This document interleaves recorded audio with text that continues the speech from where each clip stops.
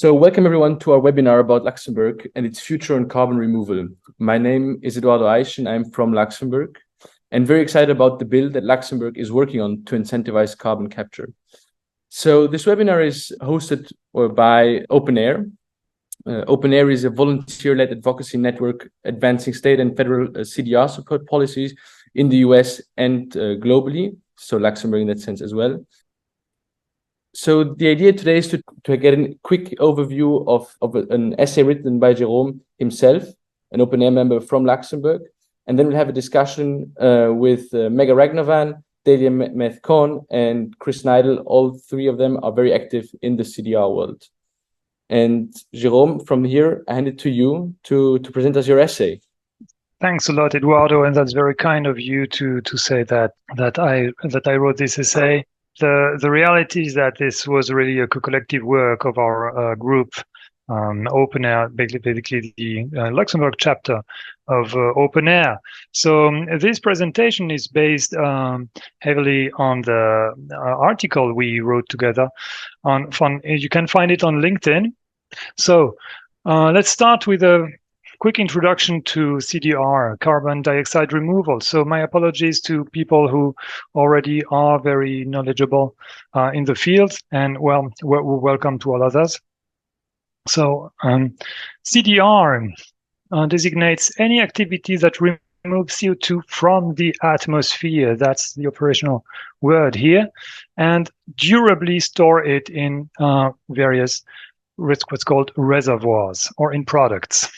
So the durable storage is an essential element, and also that the CO2 must come from the atmosphere rather than from man-made sources, industry also. So CDR is one of the negative emissions technologies. The others would concern methane or one of the other greenhouse gases. The Brits, in the UK, they tend to say GGR for greenhouse gas removal, but we can consider that this is just the same as negative emissions technology. We tend to emit positive emissions for pretty much everything we do in the modern world, so negative emissions technology tend to reverse that. So, after this positive definition, a negative one, what carbon dioxide removal is not. So it is not a substitute for reductions in greenhouse gases. The IPCC is adamant that we need deep, immediate, and sustained reductions in greenhouse gases, all greenhouse gases, not just CO2. So CDR is going to have to be on top of this, not instead of. And of course, CDR is not a substitute for the necessary adaptation that we must undertake to cope with the changing climate. CDR is also different from the point source capture of CO2 from industrial sources. Point source capture is about preventing CO2 from entering the atmosphere in the first place. So it's often abbreviated as a CCS, so carbon capture and storage, or CCU for carbon capture and utilization, or just CCUS for both. Carbon removal, on the other hand, is, well, once it's too late, the CO2 is already in the atmosphere, and you know that today we have 50% more CO2 in the atmosphere than just a couple of decades ago. So carbon removal is about pulling some of it out of the atmosphere. And there is some confusion between the two, partially because CDR uses some of the same technologies as point source carbon capture. So why CDR? Why do we need CDR now? And the IPCC says it best. CDR is now necessary to achieve net negative emissions. So it's, and that's from the very latest assessment report, the sixth one. That's from the synthesis report, so it's just a few weeks old. And so what are net negative emissions? You see on this fairly optimistic graph in that report that starting in around now, we are supposed to start reducing massively CO2 and the other greenhouse gases. But we are very unlikely to achieve a complete reduction, a complete elimination of those emissions. So that's where CDR comes in. CDR comes here. That's the second arrow here. That zone at the bottom that you can see is going to compensate for some of those residual emissions that you just cannot avoid, even a couple of decades from now, even 100 years from now. And traditionally, the removal of CO2 from the atmosphere has been done, the natural way, using trees and also the natural property of soil to absorb carbon, using in the right conditions. But it's not going to be enough. Also, because ironically, because of climate change, the capacity of soil and trees to hold carbon for longer periods is diminishing. So we need CDR other types of removals on top of this in order to achieve these net negative emissions. So there is an amazing diversity of approaches to CDR. So on the left hand, you can see the traditional ones: afforestation, reforestation. Some people also store in restore peatland or wetlands that have an amazing capacity to hold a lot of carbon, and just change their agricultural practices to store more carbon in the soil. Now, among the newer technologies, the one that gets the most media coverage, the most airtime, is the one in the middle: direct air capture. But it's far from the only one. Even using a biomass, you have in this second column here a range of approaches that start with using photosynthesis to draw the CO2 out of the air and then transform it to store it durably somewhere. And then what you have is not organic living carbon, but carbon that is stored in a more durable form. On the right-hand side of this very synthetic slide, you've got the ocean-based approaches. You know that a lot of the CO2 that was in the atmosphere has been absorbed already by the ocean. That makes the ocean more acidic. And so some of those approaches tend to reverse this process to make the ocean more able to absorb more CO2. And then finally, you've got enhanced weathering and mineralization in general. That's using the natural properties of certain rocks to combine with CO2 to form, bicarbonates and eventually carbonates and other rocks.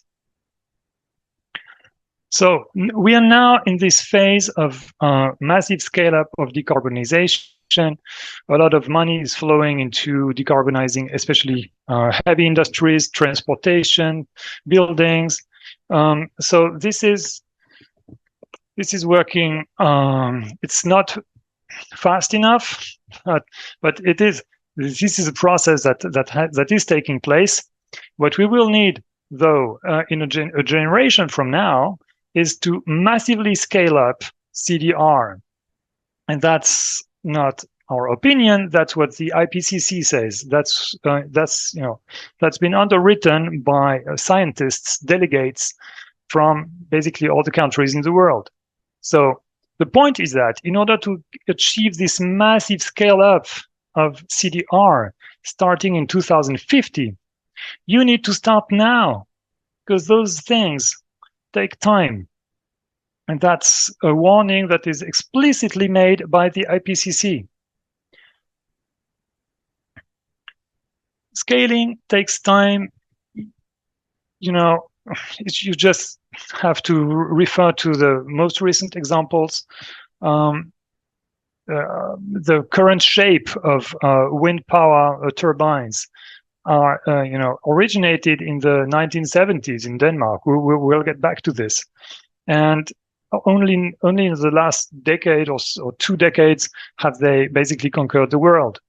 A similar thing could be said about the solar panels, or about electric cars. Electric cars, some electric cars were already around in the 19th century, and it took many generations before they eventually became the dominant design. So what we need to get this massive scaling up to happen is catalytic leadership. That is, we need the small element in the reaction that will allow the big reaction to happen. So any country that looks to becoming a CDR leader can base its leadership on its natural resources. That would be the United States, or on more of its human conditions, institutional, social, economic, policy and regulatory framework. And that's where, in our opinion, Luxembourg has, is able to score very high. So to get back to the USA, there is a broad array of initiatives here, not only at the federal level. You probably have heard about the Inflation Reduction Act and its massive subsidies, but basically for some forms of CDR. But also at the state level, we've got Sean Moen here on the call, who made such a legislative initiative happen in New Jersey. So at the state level in the United States, you've got a lot of CDR activity going on. And the same thing could be said about Europe, except that in Europe, we've got far more, far greater the diversity of approaches, and those people tend to speak a lot less to each other. The market for ideas in Europe is less integrated, and it all tends to be dominated by what's called LULUCF, that is land use change, and forestry. That's UN lingo that just means forests, trees, and soil. So what about Luxembourg now? And that's our main point. Luxembourg does have a lot of competitive advantages when it comes to creating a CDR ecosystem on its territory. And so we've synthesized them into 5 areas. So the first and the most obvious is place, geography. First, Luxembourg is small. Small doesn't mean that it cannot be influential. On the contrary, a catalyst has to be small for the overall reaction to occur. And here I may quote Greg Nemeth, the innovation scholar, who's studied how basically the photovoltaic revolution happened, and how the wind turbines revolution happened. We know that from other technologies that you don't have to be the biggest country in the world to make that kind of change happen. Size in this context is not the most important thing. It's the policy entrepreneurship, making it work, showing it can be a model. And Denmark is the main example that springs to mind. Denmark in the 1970s, right after the first oil shock, decided that they had to get their energy, start getting their energy from somewhere else, and they entered into a synergistic relationship with California that also imported at this time a lot of wind turbines that were developed in Denmark. So it's a very small country, but they made it happen. And a lot of the wind turbines and the amazing electricity generation capacity that we owe to them has happened because of Denmark.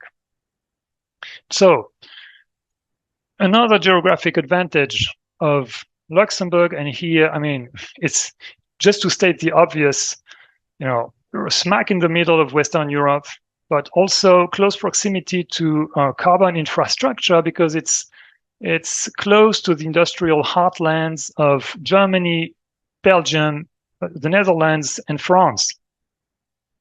And also, it's also it could act as a bridge because I've said that CDR tends to be dominated by LULUCF in Europe, but we do have a lot of CCS going on around the Baltic, around the North Sea, also CC in combination with hydrogen.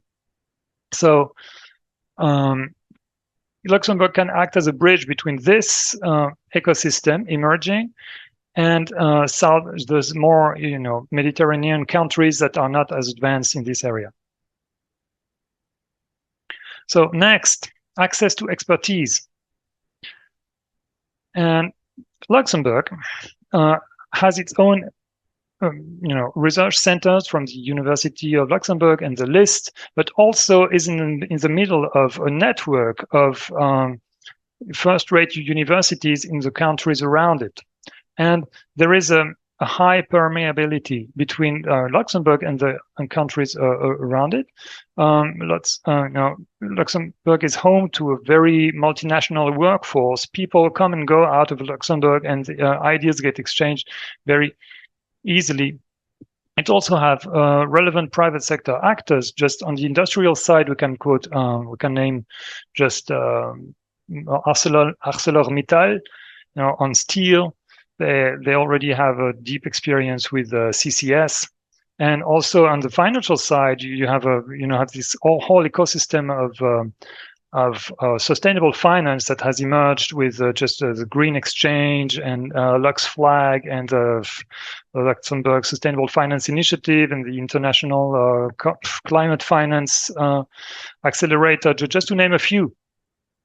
But mostly, the most important, in my opinion, is the core competence in investment management. And what Luxembourg has done in the funds industry, Luxembourg can do in the CDR, in the emerging CDR industry, because the conditions are very similar. You're going to have to do a lot of grunt work, of validating stuff, of putting things in conformity, in compliance with standards, and trading. And so Luxembourg can already do all that on the financial side, and also risk management. Luxembourg is big on that, and auditing. So these are all core competencies that can be, to a large extent, transferred to the management of the emerging CDR ecosystem. So the regulatory framework will help also for sure. Luxembourg, when it comes to regulation, is pragmatic. It's nimble. It can change. Decisions are made quickly, implemented quickly. Luxembourg has managed to adapt to an ever-changing financial regulation landscape in the last couple of decades, and it's not about to stop now. More specifically on climate, and they have the national innovation strategy, which has one of its pillars is sustainable and responsible development. And it has, of course, a network of bilateral tax treaties that's often quoted. It helps building a network of companies, and it's also it's not on the slide here, but there's a special treatment for revenues from intellectual property, and those two in combination can mean that from Luxembourg you can build and manage a portfolio of technologies. All this will also be helped by the specific company forms that Luxembourg have for venture capital, such as the CCAR. So finally, an even more obvious point is the financial capacity. So it's not immediately evident until you realize that all the countries around it are heavily indebted. Luxembourg is not. And also it has this climate and energy fund that used to be about managing the ETS system, European trading system for emissions permits. Now it's dedicated to accelerating the green transition, and it's currently underspent. So there is, Luxembourg is sitting on hundreds of millions of euros that are currently not being spent because for lack of valuable projects. And finally, the will to act.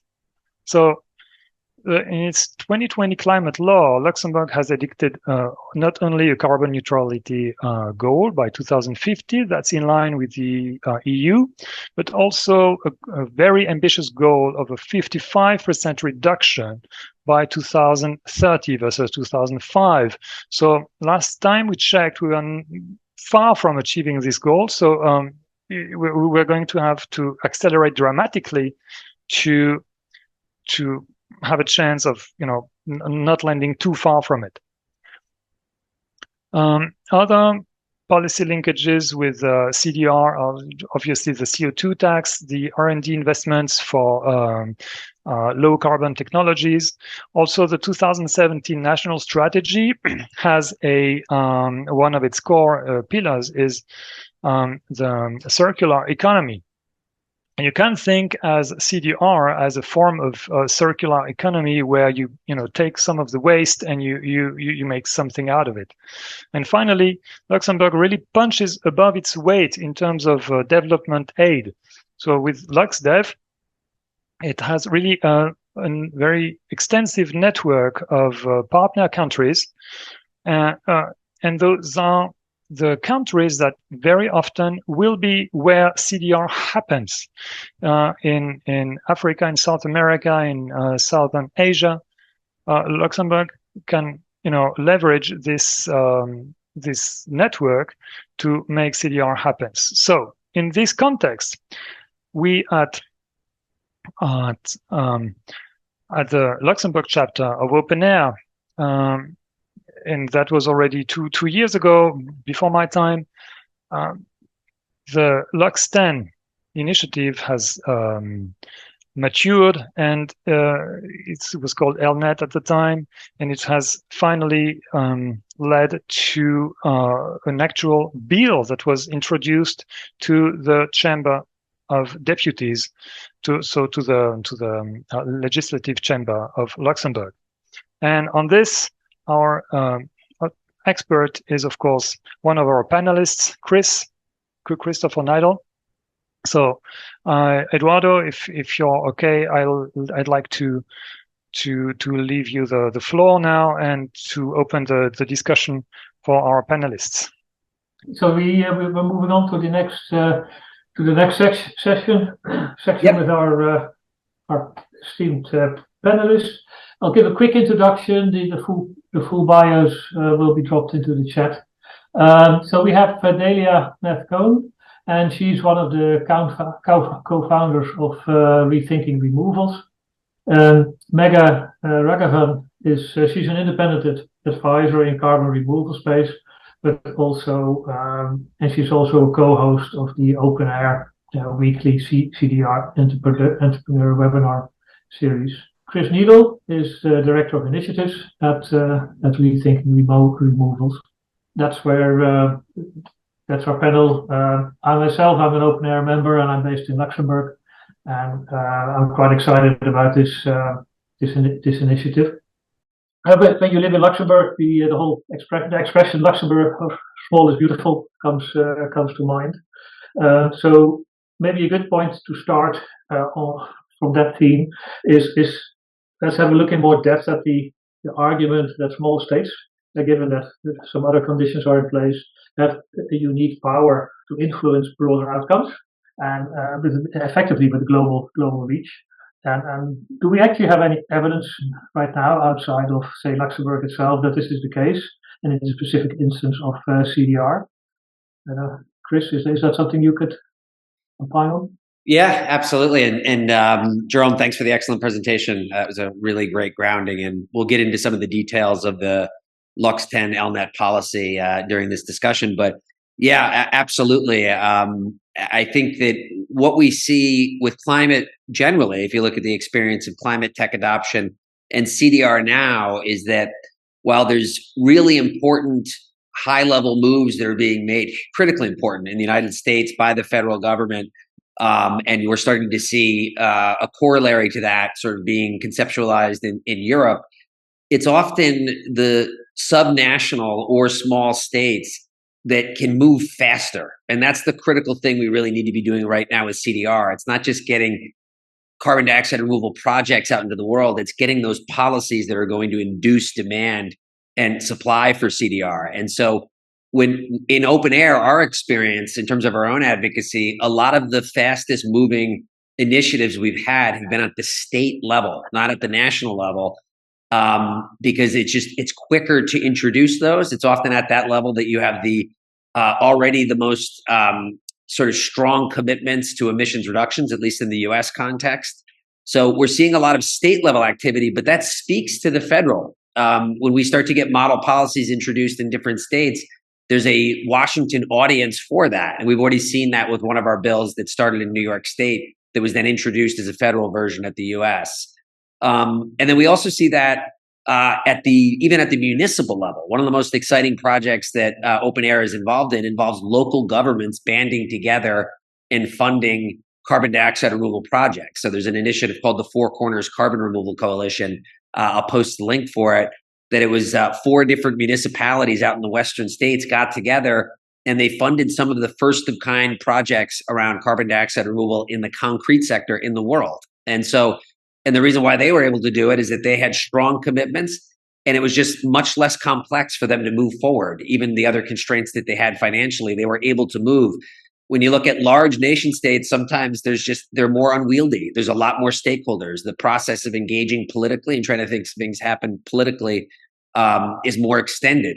So when you look at a place like Luxembourg, if we can come forward with a model policy, that's the kind of place where we want to see that instantiated first for a broader audience within the EU. And it's not just Luxembourg. You can look at Denmark already has been more articulate, I would say, around this. Ireland, amazing things taking place in Ireland right now around CDR acceleration. Iceland cited the first commercial direct air capture. So there's a pattern we can see here where small is usually fast and sometimes creative, and we think Luxembourg has all of those assets and characteristics in abundance. Oh, thanks for that, Chris. Anybody Neely, do you have something? I see your mic is off.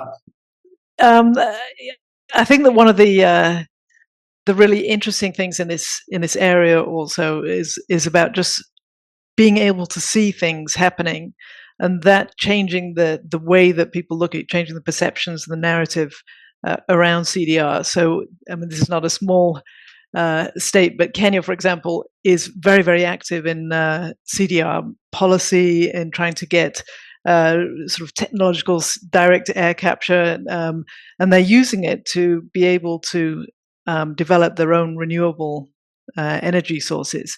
And it's that kind of one of the things that is interesting is how different countries and different states use CDR for their own motivations that they need beyond just removing carbon.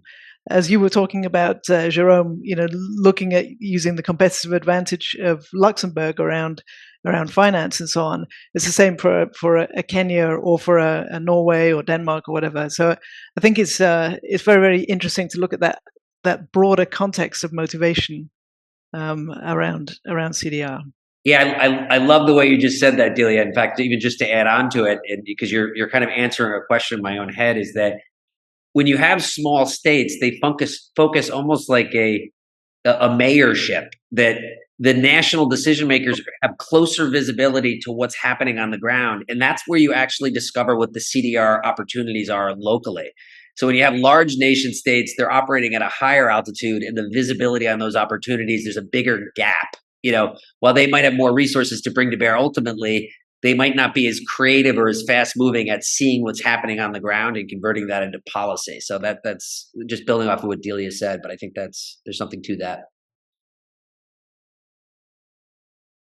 Okay, great. Okay, thanks for that insight. Well, say next question. One of the arguments we've just put forward is, of course, that Luxembourg, in a number of potential ways, has this opportunity to nurture CDR supply through support of CDR startups and companies, and the demand support program like Lux 10 could help there, of course, but also targeted investments and some tax policy that work well in this context. So can we, for the next question, look at how such an ecosystem should look from the point of view of a CDR startup and to meet their needs at this stage? Maybe Megha, this is one for you. Yeah, sure. So I guess thinking about it from the perspective of startups, I'm right now a founder within the Carbon 13 cohort. So that's an accelerator dedicated to climate topics, not specific to CDR, but to sort of anyone that can do anything that would have an impact of 10 megatons per year. So what's exciting there, I think, is that you're starting to see some of the first companies in the carbon removal space actually going through the accelerator, some in the supporting and enabling market, but now actually a few explicitly doing CDR, which is good to see. And then new accelerators popping up that are exclusively focused on CDR, which makes it, means that there's going to be more companies doing CDR, but also more specific resources that the accelerators can provide them. So I think, Luxembourg being able to put together these kinds of programs that help CDR companies go through and succeed is a really great way to foster the ecosystem there. One thing that I'm starting to see is that there's already a trend towards kind of tried and true things. Things that I guess we who are in the CDR ecosystem every day might think of as pretty established, even though it's a relatively new market. So I've been seeing a lot of things in biochar just because we know it works, and you can talk about whether it's high enough on permanence, but it works and the technology is there. Or things like direct air capture, where policies are starting to emerge that show that there's a preference for things like that. And on the other hand, things like open systems are not seeing as much focus, I think, from both what I've seen on This is CDR more recently. I haven't seen as many companies doing that, as well as within the accelerator. And I think that's a shame as well, because there's so much scale potential there. I think there was a great post by John Sanchez and Di Ellis recently talking about this, but basically kind of that idea that, these open system pathways, just because there's a bit more ambiguity, aren't getting as much of a focus, which kind of takes me back to something I think Open Air talks about a lot, but the idea of focusing on standards-based policy and standards-based sort of decision-making rather than going in for specific technologies is something that I think would be really great to see at a policy level, and at sort of the level of grants and accelerators and things like that. I mean, it feels like way too early to be picking a technology. Like, we kind of start to coalesce around certain ideas when we live and breathe this stuff every day. But if you look at like the fact that we're really at 0.001 of the carbon removal and CDR we need to be doing annually in like 10 years time, it kind of seems silly to be narrowing focus in any way right now. Like, just developing standards and thinking about it that way is the way to open the door for technology that maybe hasn't developed yet, or maybe isn't there yet on one aspect or another, but can get there. So that's kind of my one of my main things on the startup side. The other thing is just simplifying everything as much as possible. Like, you have a few people running these startups, trying to do everything, trying to understand what grants are there and what funding is there and what policies are going to be there. And just the simpler that it is and the more clear it is, the more that startups will be able to get their head around it and start building. And also will be able to take things to their investors and say, hey, there's this policy and it exists, and it's going to mean that we have market support for what we're doing in 5 or 10 years. And when there's any policy in place, even if it's not perfect, I think it just makes it easier to start making decisions and moving things forward. So kind of acting fast, which is something I think a smaller state is well positioned to do, is something that I think can have a huge impact. Thanks. Thanks for that. Maybe as a follow-up question, you're a principal at the Climate Tech Accelerator, and that includes CDR company, and you're hosting This is CDR, this weekly webinar series around CDR entrepreneurs. Could you, at a high level, characterize the state of CDR entrepreneurship and the commercialization, things like diversity of companies, or the key needs and challenges that investment, customer policy that those companies need to get to that next level? Yeah, I think so. One thing that I kind of touched on is this idea that there's already starting to be a preference within people who know CDR well for certain technologies or certain pathways that are well understood or well defined. And so, even though there's so many new exciting companies coming out, I think I read somewhere recently that it's like one new CDR startup being launched a week, really quick sort of moving, and a lot of people moving into the space. It already does feel a little bit like people are starting to narrow their focus into the more established or the more like commercializable technologies. So that's like one of the trends I've noticed, I guess. I think in general, though, I'm really encouraged to see how many new companies are entering the space and how many new people of different backgrounds are just finding ways to apply their, tech background or their commercial background into the CDR space and taking the leap into doing it. And I think definitely in Carbon 13, as well as companies we've had on This is CDR, I've seen people from just so many different backgrounds who might not have even heard of CDR 3-4 years ago, really like taking the bull by the horns and understanding the nuanced considerations around it and finding their own way into it. So overall, like very encouraged by the state of things and by sort of the progress in how the ecosystem and the sort of supporting ecosystem is progressing.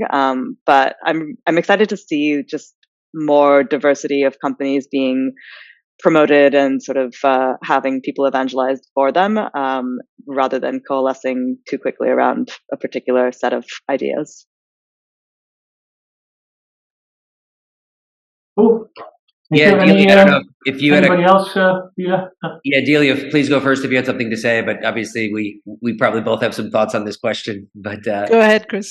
Yeah, I mean, just one thing I would want to point out, and even just looking at the way some other states are starting to do it. We talked to a lot of carbon dioxide removal companies. Mega's interviewed 67 now on This is CDR or so, and they all have different needs. But I think critically, demand. There's voluntary buyers for their services, but we need to have governments really getting involved in buying demand. And that's what the focus of the policy, which we'll discuss in a few minutes, around Lux 10 is about.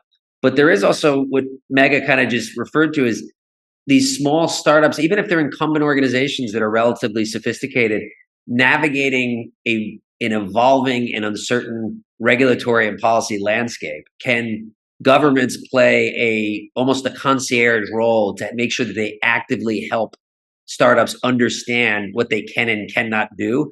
And Ireland is taking an interesting approach to this, where they're starting an accelerator around CDR, which is being announced next week. But a core value add of that is they have liaisons with governments both in Ireland and in the EU to help these companies really kind of answer some of the thorny questions they have around regulations. And then, of course, access to finance. So whether it's something that's public-private or it's something that's stood up entirely by the private sector, being able to obviously get secure investment at different phases is really important, and that obviously does play to a key strength of Luxembourg. But go ahead, Delia, if you had anything to add. Yeah, just on your point around getting the demand there. There's something weird in the market at the moment, which I guess is probably fairly common for a beginning state industry, but is one because of the speed of growth. This is really difficult to manage. Is trying to go out into the market now and buy carbon removals is really difficult. There's a real, there are very few suppliers out there that actually have carbon removals that are available to buy on the certainly durable carbon removals.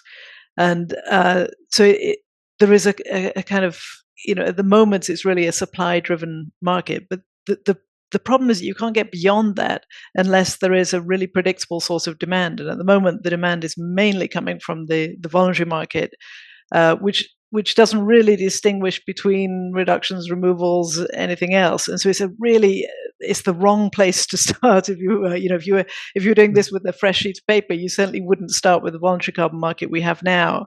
But that is the main source of demand at the moment, and that's causing a real problem. So the more that we can get policy incentives in all sorts of different ways started, the more you get that sort of predictable sense of where demand will be going, and particularly for the more durable carbon removal approaches, which tend to be the more expensive ones. And some of them are really, compared to planting trees, I don't think people quite realize the distinction in price. You can buy trees in the voluntary carbon market for $10 a ton, $10 a ton of carbon removal.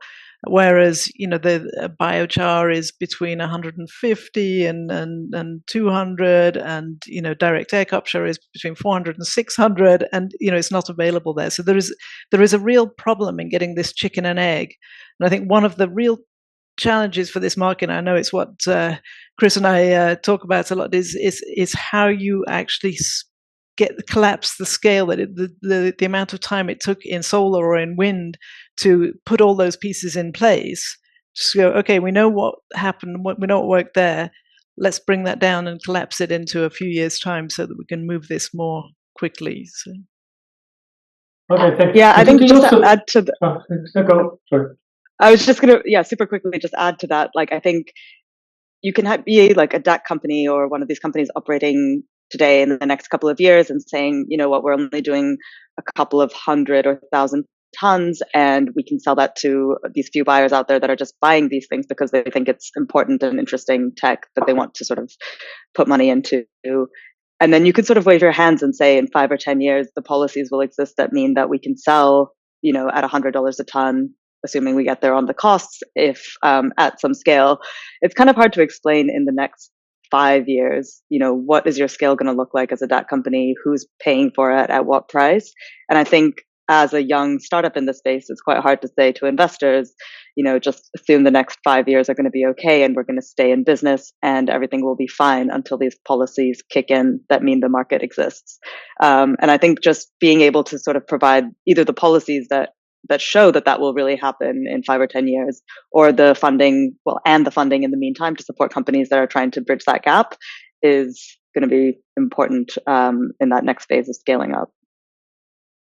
So do you, maybe a question for the panel as well, do you see a role for, let's say, large corporates to team up with government and say, okay, let's set some standards that people can aim for, and then adding a commitment to buy, say, material quantities of such credits if and when they become available.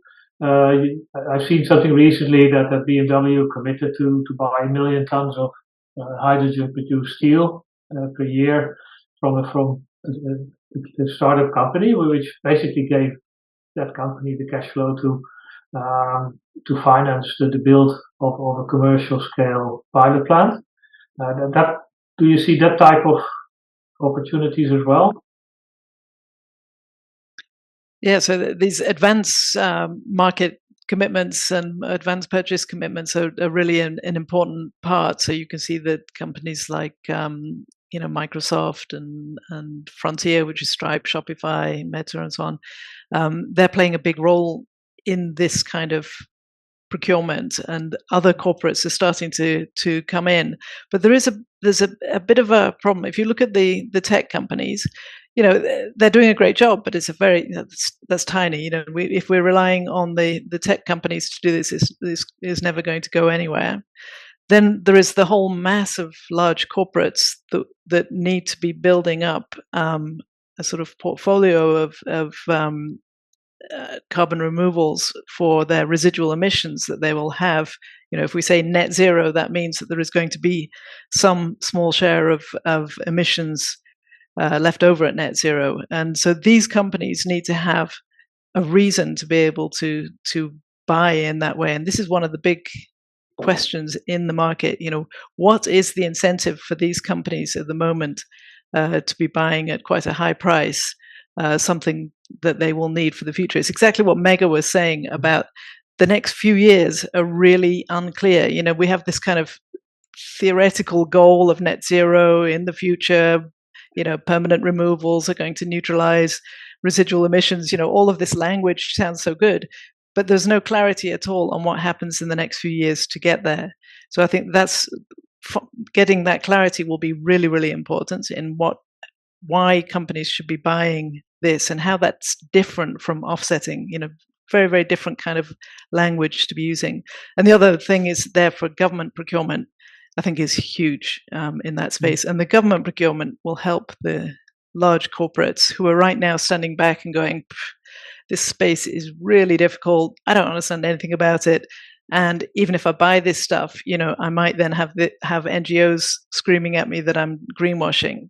And so money is actually being held back at the moment and not coming in. So again, that's a place where governments can and cities and whatever can take a step forward and help move that blockage that we're living in at the moment. Or maybe even as a primary buyer and then selling that onwards to companies that have run out of emission capacity, because that 4% and a bit reduction of the emissions, for example, in Europe under the ETS system, it's not too bad at the moment, but in 5, 6, 7, 8 years, that's a big chunk out of the permitted emission budget. So that could give some kind of framework, but it may need this government seal of approval or quality check to get rid of the noise on that side. Cool, thank you. Then moving on to the next question. So in this stage of the CDR development as a sector, the setting or establishing of standards and criteria for defining the quality of carbon removal is of course of high importance or central importance. Without it, there will be no market. So this also creates a need for greater quality of monitoring, reporting, and verification for the various negative emission methods, and of course you need to prove or confirm that the carbon removal actually has occurred. There's enough noise in the market about after the fact failure to deliver, and that's where a lot of there's a lot of gaps and barriers to CDR market formation because of that type of uncertainty. Maybe Delia, one for you. Can you paint a high-level picture of the state of CDR standards and certification development in say private side and public sector? Yeah, that's. This is one of the big, messy areas. And if I'm being very optimistic, I'd say we're in the dark before dawn because, there are 1,000,001 people working on this and different organizations, and they're all very aware that they need to be converging and that, a fragmentation of standards is really the last thing that anybody needs. But at the moment, we've got lots and lots of different groups doing their own thing. So, on the private side or on the voluntary side, there are large organizations like the Integrity Council of the VCM that's just come out with its, what's called the Core Carbon Principles. But unfortunately, this doesn't make a distinction between reductions and removals, and it's sort of within the legacy market. So it's saying that it may look at removals separately in a few years' time, but having created this framework, is still a framework that doesn't really work for removals. And then again, on the private sector side, there are companies, as we were talking about before, the buyers and lots of market platforms and so on, that are doing their own due diligence and setting their own standards for companies. Lots of methodologies coming out, but many different methodologies. So we're in a kind of messy, fragmented state on the private side. On the public side, you've got like the EU coming in with the carbon removal certificate, which is again a bit like on the the Integrity Council is sort of trying to set a global standard that will be taken on by everybody, but it's a very slow process. It's also coming from a particular area around agriculture, it might be quite difficult for some other countries to lead on. So, but again, it's a very important thing, but it's being worked on this year. So in this year, there are people working on this all over the place. At the same time, there are governments doing their own thing that are implicitly setting their own targets, or through trying to do global trading with each other. So what you end up with is a kind of fragmented set of standards. But if you sort of look beyond that mess, there are 5 or 6 things that all of those standards have in common, when they're focusing on carbon removals, which is durability, verifiability, sustainability, that they actually are effective as having negative emissions, that they are additional climate benefits, and so on. So building on those elements, you can have a very, very clear sense of where things are going. But it's trying to bring these groups together is really difficult. It's actually one thing that policymakers can speed up, because there is a kind of there's a lack of dialogue between the different groups within the voluntary carbon market, and if they understand where policymakers are trying to go, it would actually speed the pathway of convergence, because the one thing that the voluntary market doesn't want to be is irrelevant, once governments come into play. Yeah. So, do you see a role for Luxembourg in that, or is one of these initiatives could be a kind of how do you call it, a nucleus for crystallization? Yeah, so you need that seed to make it all gel together. Yeah, I love that catalytic leadership term from Jerome, because it really can, both on a kind of being really clear about why carbon removals, about being transparent about durability, and really being robust about talking about MRV, about making sure that you can verify these and their methodologies in place. So just having that clarity like that. But I think also Luxembourg can be a place to be that catalytic leader in dialogue with the rule setters that are in the voluntary market. And there's not much dialogue going on between these two groups, but also with the policymakers in other countries, just so that there is a stronger sense of what different kinds of policy incentives can work. That would be a way to get the what we've been started calling the bright sparks, trying to ignite the bright sparks and get them to spread a bit more. So Luxembourg can definitely play a role in all of those areas. Yeah, just to add to that, Philippe, I mean, that's perfectly summed up, is that there's this kind of a dilemma that we have, like when we need states to come in, and even if they're small states, if they do the work of establishing a standard that works, that's going to spread, because there's a market for trying to figure out how do we do this best, right? But a lot of governments are like, we don't know how to do this. Has anybody else done it? So there's a hesitance for them to jump in. So there's so much that's been learned in the private sector and so many smart people thinking about it, that a state like Luxembourg won't be creating this in a vacuum from scratch. They'll have a lot of places to draw from to create their own. But once they create it, and if they start to, particularly within the context of a project, not in the of a program, not in the abstract, if it's attached to something like the Lux 10 thing, which I'll describe in a minute, then that could really take off. That could really be something that puts a stake in the ground that other people can replicate. And as we've said, and Jerome set out and in his presentation, and Delia just underscored, is that there's a lot of intellectual capital and capacity within Luxembourg, related to auditing and to risk reduction. And it could be a real substantive player in sharpening the edges, I think, of a standard like that and putting it in practice. Yeah, and turning what is often a sort of NGO-defined space into something that's really a market space that actually makes sense for market players. And just to build on that idea, Luxembourg is historically has been really good at looking at what the other countries are doing and just avoiding all the pitfalls and all the mistakes and just doing it just a short, concise, to the point set of rules that works in practice, and then applying it in a very pragmatic way.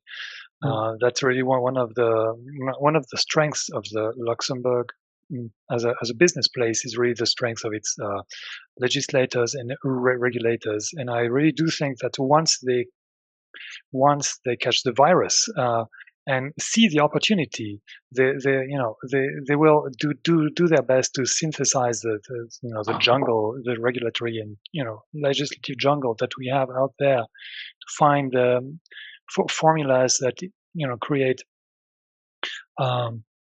effective incentives, and while managing all the risks, and the catalytic idea is not for me, by the way. It's of course Chris, who also came up with the entire presentation.